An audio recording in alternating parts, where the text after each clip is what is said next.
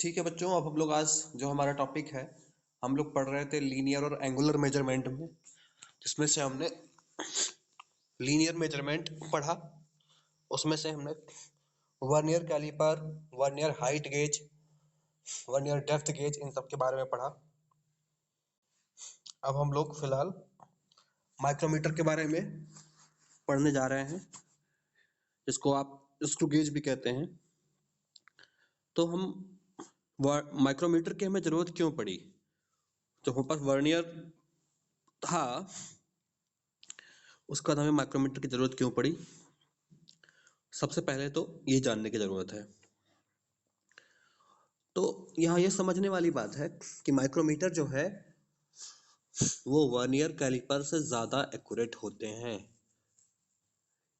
ठीक है, माइक्रोमीटर जो हैं वो वर्नियर कैलिपर से ज़्यादा एक्यूरेट होते हैं और इनका उपयोग जो है most of the engineering precision work में, जहाँ पे इंटरचेंजेबिलिटी ऑफ कंपोनेंट्स इन्वॉल्व है, वहाँ पे किया जाता है। अब ये इंटरचेंजेबिलिटी क्या होती है? इंटरचेंजेबिलिटी का मतलब उस टर्म से है जिसमें हम, जैसे सपोज करिए आपका नट और बोल्ट है। आजकल नट और बोल्ट अलग अलग मशीनों पे बनाए जाते हैं और लॉट साइजेस में मास प्रोडक्शन में बनाए जाते हैं। अब एक पूरे लॉट में से कोई सा एक नट निकाला गया और कोई सा एक बोल्ट लिया गया, वो दोनों आपस में फिट हो जाएं या फिट हो ही जाएंगे, इस बात की जो गारंटी है वो इंटरचेंजेबिलिटी से मिलती है। यानी दो ऐसे कंपोनेंट जो आपस में इंटरचेंजेबल हो, फिट हो सकें, उस बात की गारंटी जो है वो इंटरचेंजेबिलिटी से आती है। तो माइक्रोमीटर के सबसे बड़े फायदे क्या है? माइक्रोमीटर का सबसे बड़ा फायदा यह है कि इसकी एक्यूरेसी जो है वो वर्नियर कैलिपर से अधिक होती है, सबसे पहली बात। और दूसरा, ये प्रिसिशन वर्क में जहाँ इंटरचेंजेबिलिटी इन्वॉल्व होती है, अधिकांश इंजीनियरिंग एप्लीकेशंस में इनका उपयोग किया जाता है। माइक्रोमीटर की जो एक्यूरेसी होती है वो 0.01 mm के रेंज की होती है, लेकिन 0.001 या 001 रेंज के एक्यूरेसी भी माइक्रोमीटर्स भी अवेलेबल होते हैं। इनका उपयोग लेंथ, विड्थ, थिकनेस और डायमीटर नापने के काम में किया जा सकता है। यानी हमारा एक जो माइक्रोमीटर है उसका उपयोग लंबाई, चौड़ाई, मोटाई, डायमीटर सब कुछ मेजर करने के काम में किया जा सकता है। ये एक टिपिकल डायग्राम है जो आपको दिख रहा है इमेज में। इसके जो मेन पार्ट है, रचेट,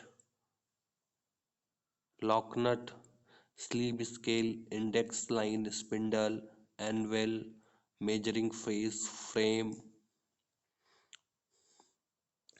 तो ये सारे कुछ इसके पार्ट्स हैं।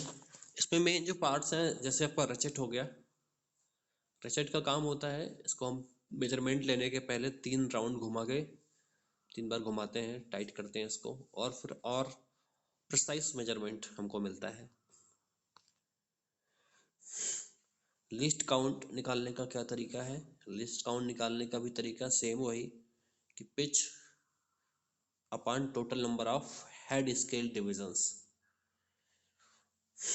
या इसको ऐसे भी कह सकते हैं कि जो उसका लीनियर स्केल है उसके सबसे छोटे खाने का मान और divide by total number of divisions on circular scale. इस फॉर्मूले में पिच का मतलब है distance travelled by thimble on the linear scale for one rotation, यानी एक रोटेशन में कितनी दूरी थिम्बल तय करता है लीनियर स्केल पर।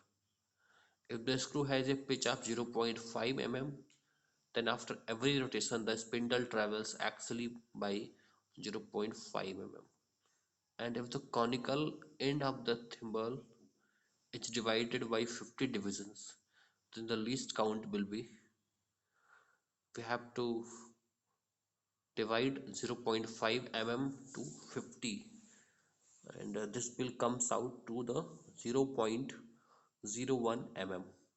So the least count will be 0.5 mm divided by 50 mm, that means 0.01 mm. Okay, let's see least count.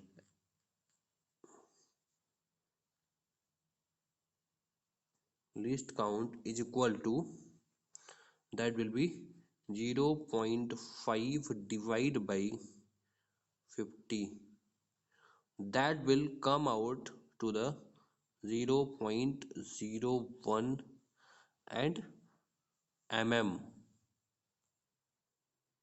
Okay, so this will be our least count. यहाँ पे ये समझना बहुत ज़रूरी है कि जो हमारा लिस्ट काउंट आ रहा है वो सीधे तौर पे कहीं ना कहीं पिच या सबसे छोटा स्मॉल डिवीजन और उसके साथ साथ कितना टोटल नंबर ऑफ डिवीजन है उसको, उसका रेशियो है।